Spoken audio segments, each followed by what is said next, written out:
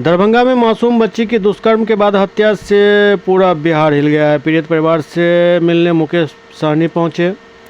गांव के लोगों से भी इस दौरान उन्होंने मुलाकात की और घटना की विस्तृत जानकारी ली और सरकार और प्रशासन पर जमकर निशाना साधा। घटना में शामिल दोषियों पर कड़ी कार्रवाई की मांग की गई।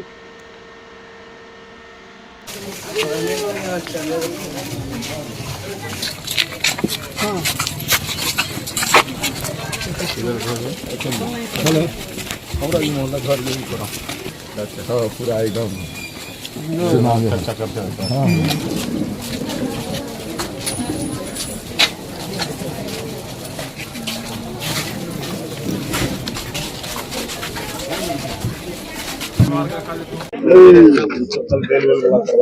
और हम अभी बात करते सब डिटेल है तो आइए करके डील हो जाएगा। एक एग्जाम देने के लिए जाना है तो वो एडमिट कार्ड दिखा के ना कंसीडर हो जाएगा तो बिल मिल जाएगा। और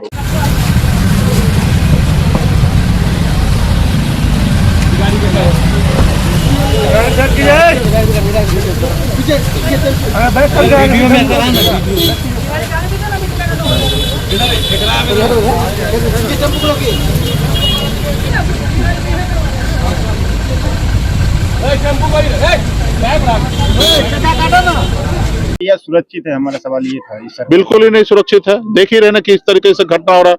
हम लोग को बोलने में शर्म आ रहा है, सोच के हम लोग हैरान हो रहे हैं। इस तरीके से सारा हो रहा है। अब समाज और लोग किस तरीके से आगे किस तरीके से जा रहा है।